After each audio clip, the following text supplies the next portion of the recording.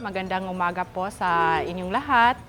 On behalf of our Regional Director of the Bureau of Fisheries and Aquatic Resources in Autonomous Region in Muslim Mindanao, sa pangunguna ni Regional Director Janice D. Musali Alhaj, kami po ay nagpapasalamat sa National Government Agency sa lahat ng suporta at tulong na binibigay po nila sa ERMM, lalong-lalo na sa pamayanan ng Sulu sa pamamagitan ng ASAP o Accelerated and Sustainable Anti-Poverty Program ng pamahalaan ngayon. Kaya po andito po tayo sa Sulu sa pagbibigay tulong sa pamayanan ng Sulu Province. Ang ASAP ay isang programa ng pamahalaan na kung saan ay ang layunin ay iangat ang kabuhayan ng ating mga komunidad o pamayanan. At ito ay ang pagbibigay ng iba't ibang serbisyo mula sa ating iba't ibang national government agencies. Ang ginagawa natin kasi bilang head ng Convergence, ASAP Convergence sa Sulu, ay nag-ipon-ipon ang lahat ng mga ahensya para magdala ng iba-ibang serbisyo sa buong lalawigan ng Sulu. Ito yung kick-off activity natin sapagkat ito namang Accelerated and Sustainable Anti-Poverty Program ng gobyerno ay tuloy-tuloy. So nandito tayo sa Parang and then mamaya pupunta tayo dito sa Haji Hataman, no? Municipality, at dito natin itutuloy yung programa ng ASAP. Ito yung programa na kung saan lahat ng cabinet cluster member ng anti-poverty, no, ay nagtutulong-tulong, nagsasama-sama, at yung lahat ng resources available ng gobyerno ay iniipon-ipon para itutok at itulong sa isang particular na area. So ito'y parang hindi lang isang ahensya, kundi lahat ng ahensya na involved sa pagpapatanggal ng kahirapan ay nagsasama-sama. Well, unang-una, yung strength ng pamahalaan ng iba-ibang ahensya ay naho-combine natin at yung mga weaknesses naman na may minimize. Halimbawa, may mga ahensya na kaya nilang magdala ng suporta pero wala silang sasakyan. So magitan ng ASAP, yung sasakyan na kailangan ay nagagamit nung may mga available resources. Halimbawa, may mga ahensya na ang alam nila is delivery of services.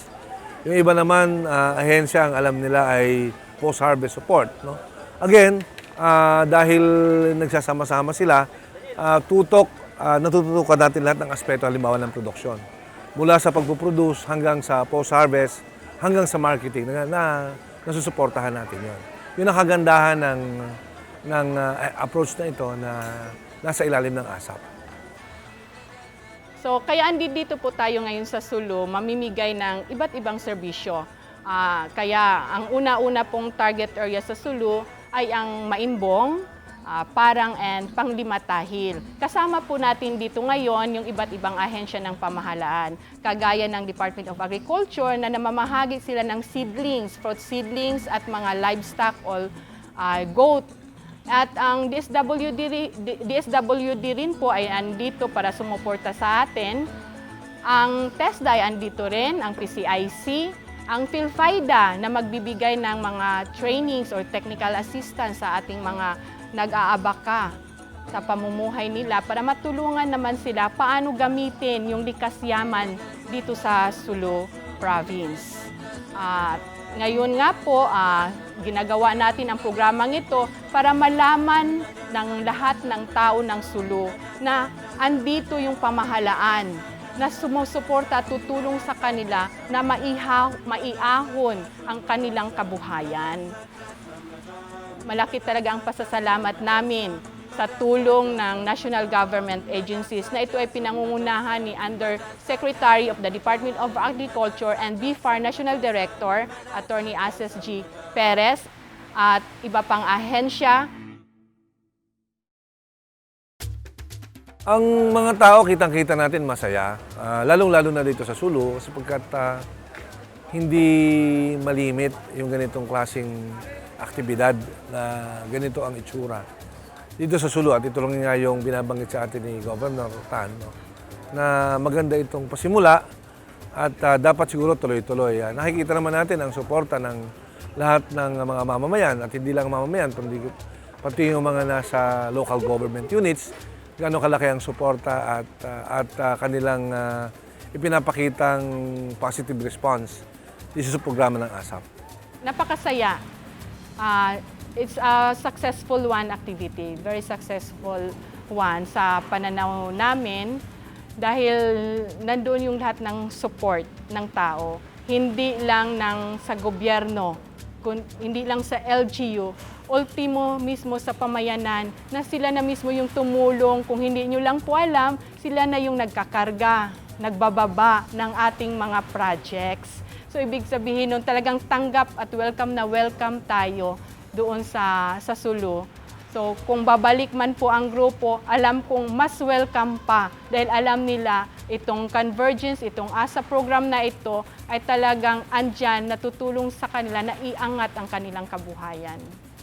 Yung mga beneficiaries naman po natin doon sa BFAR, actually, nagkakagulo sila. Gusto nilang unahan. Akin to. Kasi nga parang yun lang yung na-feel nila. Marami na tayong binibigay sa kanila, pero kulang.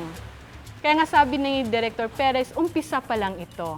Umpisa pa lang. Pagkatapos nito, bubuhos na yung lahat ng ating mga proyekto sa kanila.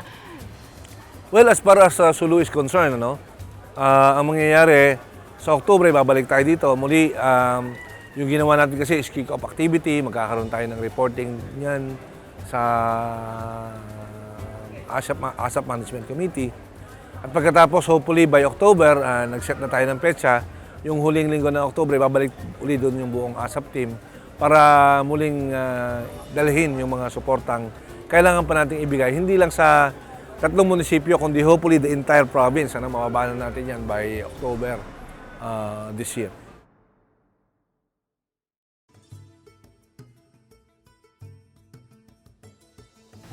So sa ating mga kababayan, mga kasamahan natin sa Sulu, andito lang po kami, taga Department of Agriculture, taga Bureau of Fisheries at iba-iba pang ahensya na handang tumulong po sa inyo. Huwag kayong mag-atubili, magtanong, pumunta sa bawat ahensya na nangangailangan kayo ng tulong dahil andito po kami na gagabay sa inyo at tutulong na maiangat ang inyong kabuhayan. At sa ating mga national government agencies naman po, ay sana ganun kainit din po yung pagtulong ninyo dito sa probinsya ng Sulu. Andito po kami, andito po yung ating mga kababayan sa Sulu na nangangailangan ng tulong ninyo dyan sa national government. And of course, sa regional government naman natin, na sana din po ay ganun din po yung pagtingin ninyo sa ASAP o the Accelerated and Sustainable Anti-Poverty Program na talagang ito ay hindi basta-bastang programa. Talaga ay ito pang pagtulong sa ating mga kababayan na maiangat. At sana din po ay hindi lang sa Sulu mangyayari ito dahil meron pa rin po kaming mga ibang probinsya na nangangailangan ng tulong din ng national government agencies. Sa lahat po ng mga kasama natin sa ASAP, nagpapasalamat po kami sa ASAP Sulu Convergence sa suporta po na pinagkaloob ng lahat ng ahensya. Umpisa pa lang po ito, kagaya po ng ating binanggit, sa ating pong mahal na gobernador, si Governor Toto, at siyempre sa aking bossing, kay Governor Tan. Maraming salamat sa suporta sa ating dalawang congressman ng 1st and 2nd District of Sulu. We acknowledge their valuable contribution kay Congresswoman Arbison at siyempre kay Congressman Tupay, Loong na kaibigan natin.